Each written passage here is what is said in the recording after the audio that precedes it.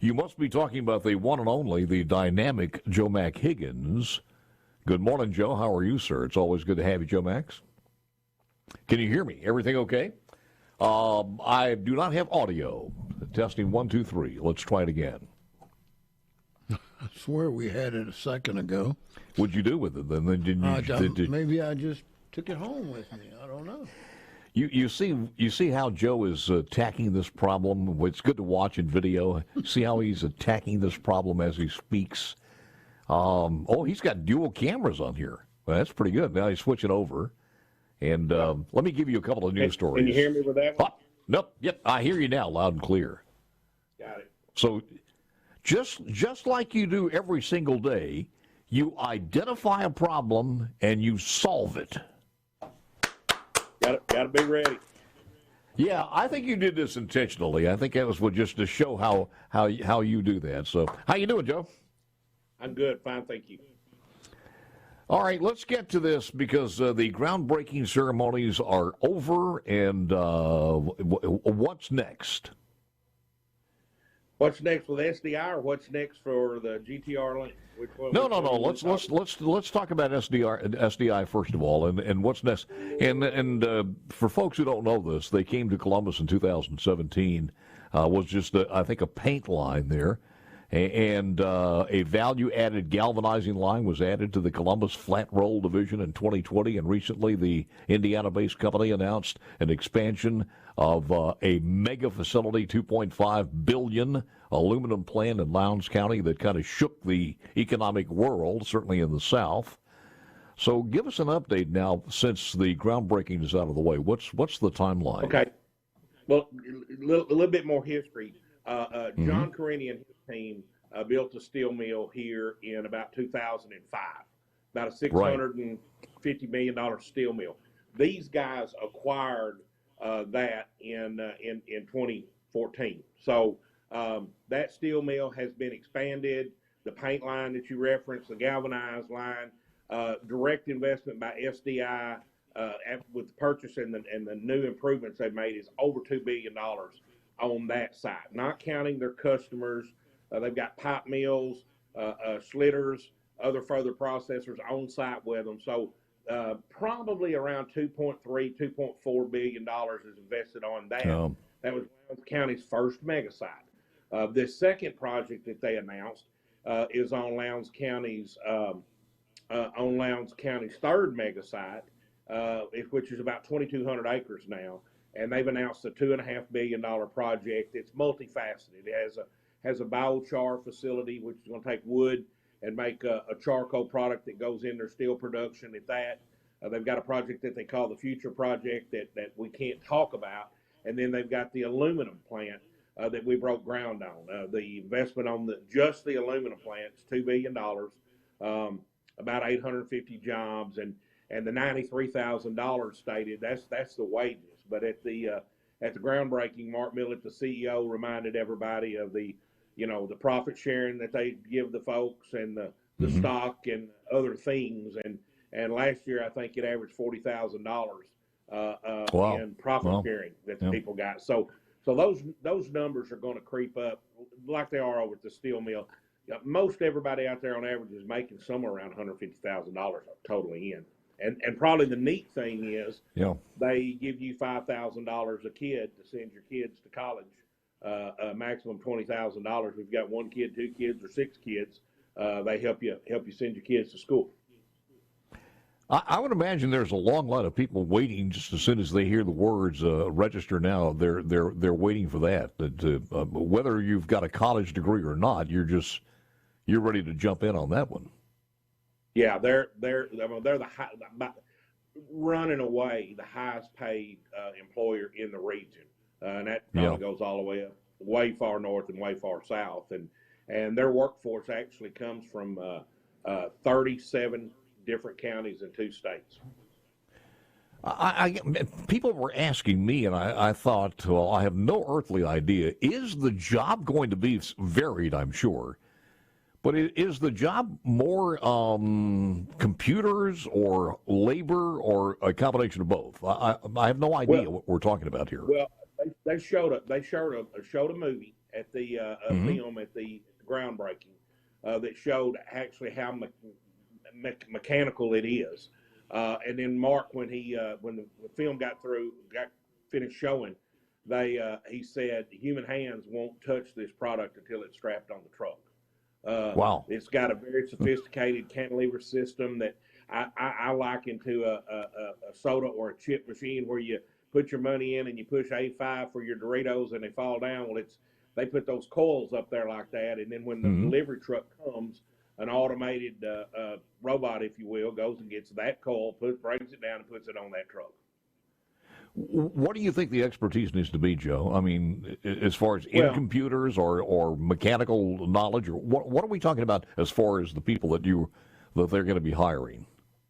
Well, we anticipate in May they had 850 people that were working at the steel mill, direct employees. There's probably another times two, probably another 700-800 that do not work for the steel mill. But they tell us that they anticipate that as many as 100 or more of their people that work at the steel mill will transfer over in various disciplines, and then they will augment and backfill their positions at the steel mill, and then add to on this. But they've already got transportation folks hired, rolling mill folks hired, the bosses, and somebody said, well, y'all never made aluminum. I said, we never made airplanes, we never made diesel engines, we never made tires, and we never made steel. And it's not kept it from doing it. Can you turn your volume up just a little bit, and let's see if it helps a little bit on volume, just a tad there. I don't want to screw Perez up. But I also want to ask you this. Were you there during the early steel mill days, and you weren't there then, were you? Absolutely. You were there. I signed options to buy that site with the landowners and walked on it when it was nothing but a field. Did you? I remember that. I had sat down with Terry. As a matter of fact, I just thought about this. I have no idea. I got one of the golden shovels. Yeah. Somewhere. Where is my golden shovel? It's probably in the attic somewhere. But hey, Paul, because we went through this, it was our good friend Terry Brown probably told you that he single-handedly brought that in himself, did he? Well, I'm not going to say that to the dearly departed, but he would get a kick out of it. You know that. Yeah, with the cigar in his mouth or not. Both times he said that. Yeah. Well, let me just say this, though. There was the skepticism in the House and Senate at that particular time, and again with the voters, was probably maxed out because of the beef plant that had happened prior to that. So it was very, very difficult convincing the people to spend that kind of money on incentives and everything else. We went through a period of time early on, and it was in the early days also of the maturation of SuperTalk, that the people were stung by some bad deals in the legislative decisions back then. So it was hard, and to stand up and say, look, this is a good deal from everything I could look at it and talk to people about, was a little bit risky for anybody who called themselves a conservative. Yeah, and remember, that was Carini, a qualified seasoned steelmaker, but starting a company up from scratch.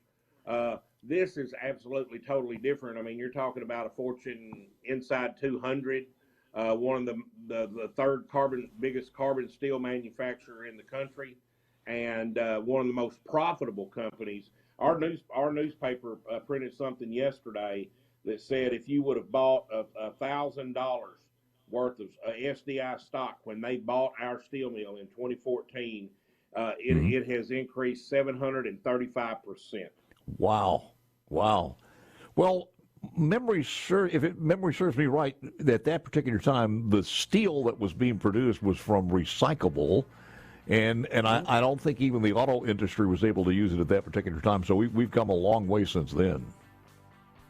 Yeah, and this new facility, a big percentage of the aluminum that they will make will go to the automotive industry, the can industry, structural aluminum, and all right, let's do this. We got to take a quick break. Back with more Success Begats Success. We'll talk more with Joe Max coming up next.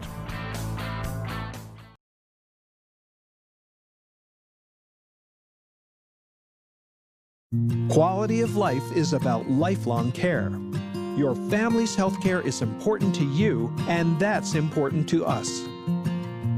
King's Daughters Medical Center is here for your family in every stage of life, from the excited new parents, adolescent and teen years, to the big day. Walking alongside of you in life's journey, living a healthier life.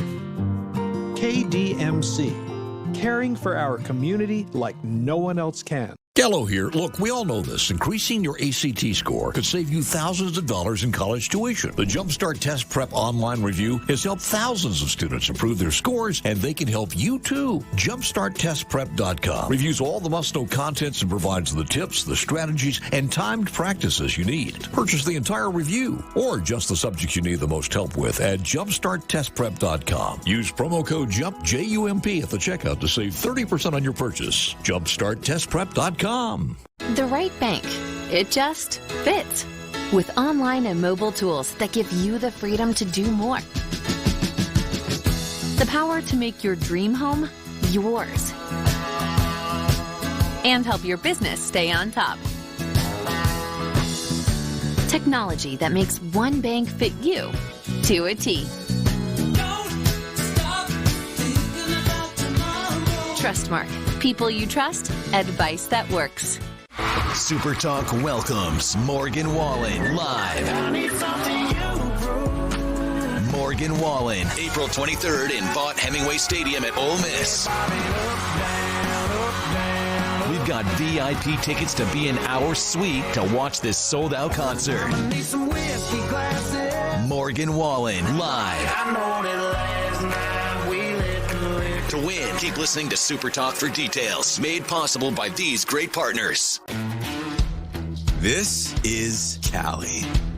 With C Spire's blazing fast nationwide 5G network, she's got her fans in the palm of her hands. Live streaming her Mississippi blues from her phone wherever she is, to out there wherever they are. Right now, get up to $1,000 off our hottest 5G phones with trade-in. Welcome to C Spire Country. Get the news that matters to Mississippi on Middays with Gerard Gibbert. Middays with Gerard Gibbert. Each weekday starting at 10 a.m., Gerard brings you a spirited debate on the key stories of the day with the newsmakers and powerful reporting on the issues you care about. Listen on your local SuperTalk station or anywhere you get SuperTalk Mississippi. And watch the show live on C Spire Channel 70, SuperTalk TV, and on the SuperTalk Mississippi app.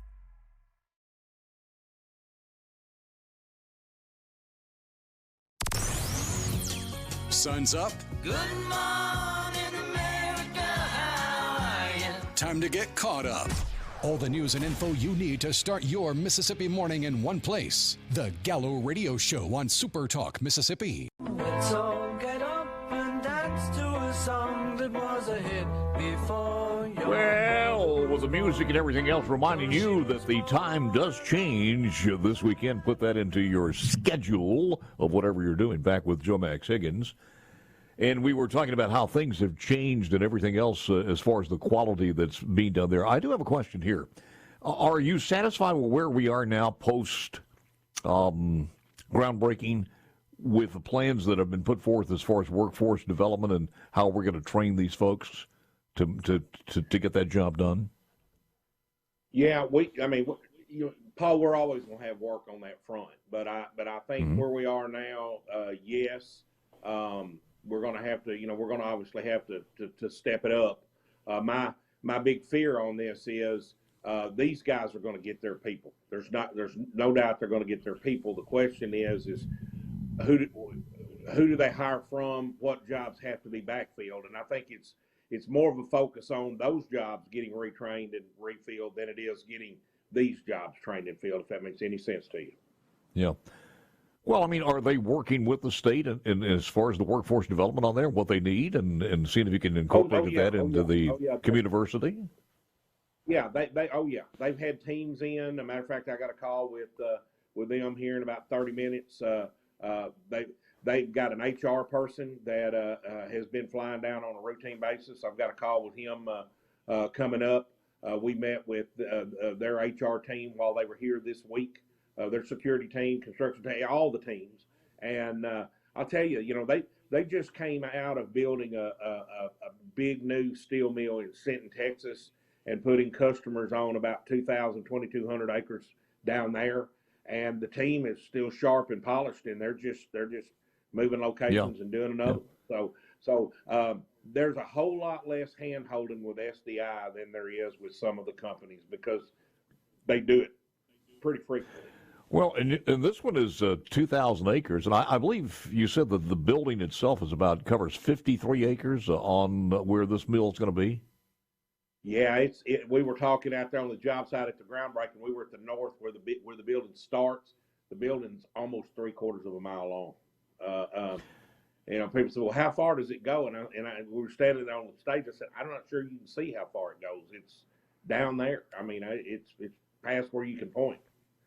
Yeah, and when people said that about Nissan, and I remember because you're on 55 and you're kind of lateral with or parallel to the Nissan plant, but if you hit your odometer, it's exactly a mile long from one to the other, which, as far as this building is concerned, it's the equivalent of about 40 football fields. So it's a nice little hut there at that mile at that length.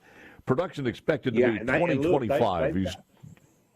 They've got lots planted for 10 to 12 customers to co-locate that are going to use their product, and several of those customers were at the groundbreaking, or potential customers, I should say, were at the groundbreaking that we're already starting to kind of identify and work with them to get them to co-locate, to maximize the to minimize transportation costs and manage the logistics advantage. Well, that was my next question. And do you feel pretty good about some of those? Are we talking about cola companies as far as using cans, or what are we talking about, Joe? Yeah, you're talking about canning companies that make cans. Mm-hmm. You're talking about bottlers that would bottle Robert Clark is on my executive committee, and they own C.C. Clark Distributing in this part of the world, and he said, there's a can shortage. We've been importing cans from outside the United States. He said, if you're making cans there, he said the next logical is to start bottling. And I said, well, Robert, venture me a guess. What do you think something like that investment would be? And he said, a canner and a bottler, he said probably $300 million. So how important those was are the types of things we're working for. Yeah. How important was the state's investment? I think it was $247 million in that workforce training, but how important was that? Was that needed? Oh, yeah. Well, it was about $155 million of that is going towards site preparation, site improvements. Lowndes County, an industrial authority, had about a $50 million worth of land that we are gifting. But most of that, the lion's share of that money is going to go on site preparation, rail, spur extensions, water, sewer improvements for the mill and for their customers. About $100 million is credits and stuff like that. Now, they can use that money any way they want to use it. It's fungible. So, instead of paying for a railroad track, if they wanted to say, hey, we want to invest this in this training or bring this specialized training in, that's an acceptable use. So they were given about $155 million to spend as they see fit, which I think is the way to do it. Only got Joe Max Higgins is my guest, Executive Director, Mississippi, or the CEO of Golden Triangle Development Link. Only got a few more seconds here, but I've never known you not to use that for promotion and let people know what's going on. So anything else good happening in the Golden Triangle that you want to mention? Well, I mean, we've got Taylor Turberg truck plant under construction. We've got a tube plant that's finishing. We announced at the groundbreaking that we have started working on our 5th mega site, Cinco, towards engineering, design, securing the property. A lot of it, everybody says they've got a mega site. Well, we built and developed 4, and we're in the process of doing Cinco, and I'll just leave it at that. Somebody said, why did you name it Cinco? And I said, figure it out. It's number 5.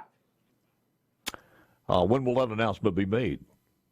Well, we announced at the groundbreaking that we have identified the property and negotiations with the landowner. Already have our preliminary engineering done, and all 5 supervisors were in last week getting briefed on the project.